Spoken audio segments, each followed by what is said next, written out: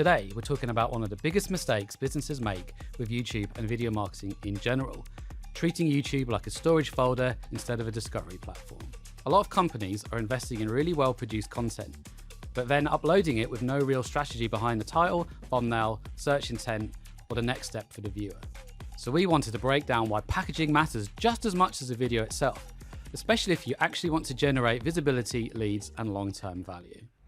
So David, our in-house YouTube expert. You've been doing a bit of experimentation recently with YouTube, haven't you? So tell us a little bit about that. I have. For the past 12 months now, I've created a YouTube channel. So you've been trialing this and fine-tuning it and testing it for the last 12 months. What were your three biggest findings from that? So purposely, I picked a really hard niche, literally soundscapes and brown noise, white noise for 10 hours. And it's just a still image. Yeah. Because I was thinking if you can make that work, you can make anything work. Because essentially it's just nothing's happening for 10 hours. There's no movement. It's just the same sound on repeat. So what YouTube really works best at is it being very niche. So how can that apply then? If we help our clients build their YouTube channels, but if anyone was starting a YouTube channel, what sort of things do they need to really think about and zone in on? Because consistency comes up a lot, doesn't it? I mean, we hear that across all channels. I mean, we're going to treat YouTube differently to social media because YouTube isn't a social media channel. It's a search channel, right? It's an in channel. So it's very different in some ways to other social media type channels. But consistency across the board seems to come up as the number one thing. Yeah. Like you just said, whether it's TikTok, Instagram, or even YouTube Shorts, you're just flicking through it. When the main YouTube channel, it is about the thumbnail first. You've got to choose to click on it. And when you open YouTube, you see how many tiles of images. It's just up to you, the viewer, to what stands out for you. Obviously, the algorithm knows what you've been looking for recently, and it will show some stuff like that. But to have more of a niche, because even the BBC have countless YouTube channels, rather than just everything on one. So when we talk about mistakes businesses make, if you put on lots of different content like brand videos, events, webinars, case studies, behind the scenes, product ones, or whatever, and you put the SEO of all those, then you're confusing YouTube of what channel you are and who your audience is. So I think it's really key to make a YouTube channel very clear to YouTube as well as the audience. One of the common issues and common problems that you see is, and it's probably stemmed from how things originally were, is that YouTube just becomes a place to store your video. So you might have videos on your website that are either embedded, that are playing from Vimeo, or potentially playing from YouTube, but that is a lot less common because you can't really control YouTube as much as you can control a paid Vimeo account to make it look a lot nicer. And obviously something that's natively embedded in a website is going to look better. So a lot of the time, so many companies will just pop their video once it's produced and just shove it on YouTube, and they just kind of forget about it. They use it for their slide decks, their websites, their presentations, their socials. They tend to be more front and center. But I think YouTube is overlooked massively for a lot of companies. So where do you think companies can benefit from rethinking the YouTube thing, and what simple steps should they take? First things we do is create lots of playlists. Because if you've got all brand videos, they can all go in the same place. If you've got all podcasts, they can all go in the same place. Important as well as in the playlist description, whether it's 100 words of just adding loads of keywords of what that playlist exactly is. So the playlist should be nuanced and really specific as well. Yes, and a lot of key SEO words within that as well, because AI will look for those as well as Google and YouTube algorithms as well.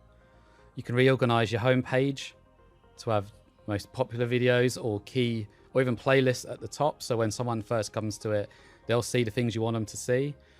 On our YouTube channel, one of the top ones is ROI testimonials, because we're giving value straight away and proof of what we do. So the more specific the better, really, in terms of it doesn't matter how nuanced or detailed or niche it is, that actually works best because it's linked directly to what people are searching for, right? Exactly, yeah. So with thumbnails, they're the first thing that people will see. Instead of having company event highlights 2026, have how manufacturers get more value from trade shows.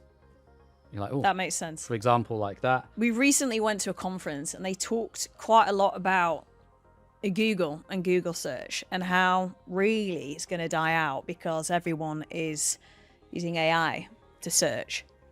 You've probably used AI to search. I've used AI to search. And I don't know about you, but when I use AI search versus a Google search, my AI search is super, super detailed and niche. It's very, very specific about the thing that I'm looking for it to bring back the information that I want versus a Google search. Now, YouTube is obviously still, I think we'll have to fact check it, but the second largest search engine after Google. But if things are in the market are going to change in the way in which people use Google search and they use AI to search, how can people position their YouTube accounts so they benefit more from AI search as opposed to Google search? Well, AI likes very definitive sentences. Like on my channel that I've created, in the channel description, it literally says, this YouTube channel is for industrial settings, playing white, brown, and pink noise. That's very specific. Yeah, so that's what it says, so it can help find that. So that's also very good for the SEO, but as well as the GEO. So in the video description, you can write that sort of stuff as well. As well as the pinned comment, you can add whatever. Pinned comments can be, as long as you want them to be, you could just waffle on long and ask loads of questions. Again, it's all linked to the video, it adds engagement, and YouTube recognizes, oh, someone's written a lot here. So pinned comment, we can comment ourselves on the actual video. And Yes. in that you could have reams and reams and reams, so it doesn't matter. Because we've seen that as well at the conference, didn't we? Where they were looking at ads, and some of the ads were super long, super detailed. But the idea is that it's for the search capability as opposed to people actually reading it. Yeah, but still make it kind of conversational and give it some sort of call to action of what do you want people to do once they've watched this video? Do you want them to go and watch another one? Or a question of like, oh, you like this setting? Tell us what other types of settings or types of sounds you want. If you're putting stuff on a few times a week, consistently having the right thumbnail, title, SEO, adding a pinned comment, adding some end cards, it'll accumulate and compound over time. And the more people that are seeing it, the more people will then hopefully go to your website or your shop, whatever it might be, and buy your product or service. I think it's especially useful for sort of service providers and B2B companies, particularly if you have quite a dynamic kind of showcase type business. If you're working in quite a dynamic field, you have quite a lot of people, processes, plant, machinery, those sorts of things. They're quite eye-catching to watch. And in a lot of senses, it's the behind the scenes, isn't it, of the business. So you have to think, particularly for the types of audiences that we work, they're industrial buyers. So obviously they work with us, but then they buy from each other as well. That they are on social media, particularly LinkedIn, and the other platforms are nice to have. But actually some of the true benefits, I believe, for these businesses live on YouTube, because other types of buyers might be looking for a service type and they will go online to research it.